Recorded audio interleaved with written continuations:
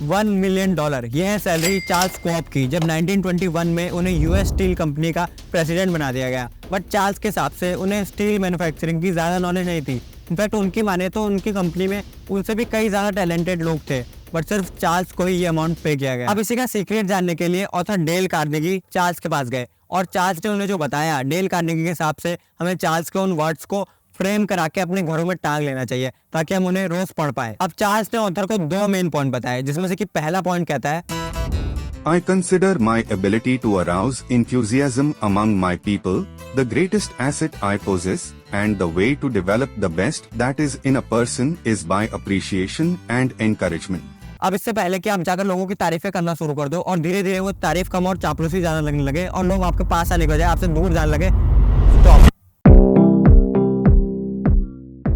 देखो, एप्रिसिएशन और फ्लैटरी, इन दोनों के बीच में एक बहुत ही ब्लरी सी लाइन होती है और अगर आपने गलती से भी उस लाइन को क्रॉस कर दिया तो आपके सारे किए कराए पर पानी फिर जाएगा।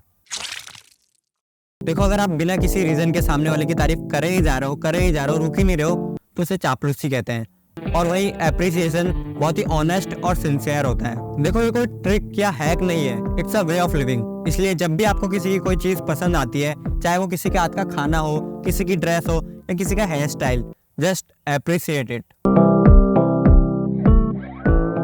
इससे न सिर्फ आपको अच्छा लगेगा बट सामने वाले की डिजायर भी पूरी होगी, the desire to be important. अब दूसरा पॉइंट जो चार्ल्स श्वाब ने डेल कार्नेगी को बताया था वो ये है, There is nothing else that so kills the ambitions of a person as criticism from superiors.